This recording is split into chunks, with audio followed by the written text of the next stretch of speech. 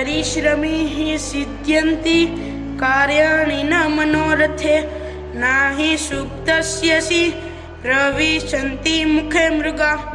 वत्स, सब मेरे साथ बोलो। परिश्रमी हि सिद्ध्यन्ति कार्याणि न मनोरथे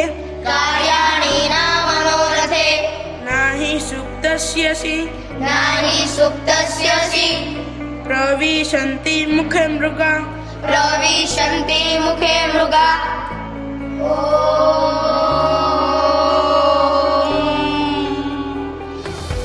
तभी आरुणि हांफते हुए आता है। गुरुजी, अनर्थ हो गया गुरुजी। क्या हुआ आरुणि? तुम इतने घबराए हुए क्यों हो? बोलो वत्स, क्या हुआ? जब मैं पुष्प वाटिका में पुष्प तोड़ने के लिए जा रहा था तब मुझे कहीं से जल बहने की आवाज आई। फिर उसके आगे जो धान का खेत है उसमें बीज को बोया गया है, उसे सींचने के लिए पानी भरा गया है। वह क्या आरुणि? बोलो। वह पानी बहाव तोड़कर बाहर आ रहा है। क्या? हमें जल के प्रवाह को तो रोकना ही होगा, अन्यथा आश्रम के वासियों को भारी संकट का सामना करना पड़ेगा।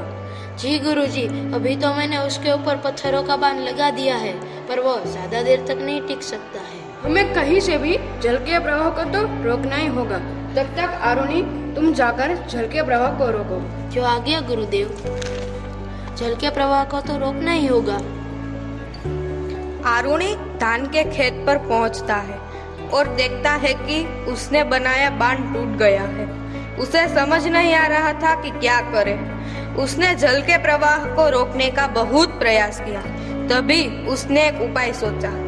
वह स्वयं जल के सामने लेट गया और जल आरुणि के शरीर से टकराकर खेत में चला जाने लगा। आरुणि को बहुत ठंड लग रही थी। उसका पूरा शरीर सून पड़ गया था। वह गुरुजी के आने का इंतजार करने लगा।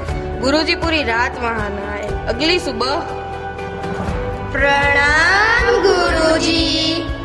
प्रणाम वत्स, आरुणि कहाँ है? कहीं दिखाई नहीं दे रहा। गुरुजी, आपने तो उसे धान के खेत में पानी को रोकने के लिए भेजा था। वह अभी तक नहीं आया।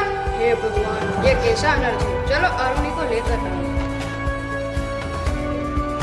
गुरुजी अपने सभी शिष्यों के साथ खेत में पहुंचते हैं। खेत में पहुंचने के बाद, आरुणि, ओ आरुणि।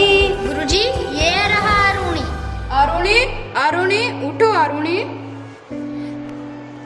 आरुणि की यह अवस्था देखकर गुरुजी को बहुत दुख हुआ।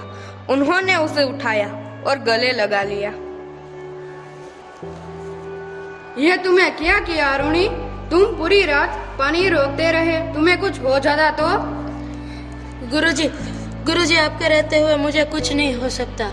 मैं तो केवल आपकी आज्ञा का पालन कर रहा था। धन्यवाद वत्स, तुम्हें अपने प्राणों को संकट में डालकर आश्रम के वासियों को संकट से बचाया।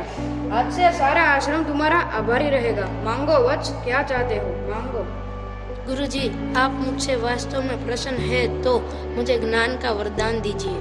ठीक है वारिस, मैं तुम्हें आशीर्वाद देता हूँ कि आज से तुम परम ज्ञानी बनो, सारे लोक में तुम्हारी कीर्ति फैले। धन्य हो आरुणि, धन्य हो। तूने हम सब आश्रम वासियों की जान बचाई। धन्य हो आरुणि, धन्य हो। गुरु का आशीर्वाद प्राप्त कर आरुणि एक महान ज्ञानी बने। बड़े होकर वह उद्दालक आरुणि नाम से प्रसिद्ध हुए। उपनिषदों में आरुणि का नाम सुवर्ण अक्षरों से लिखा गया।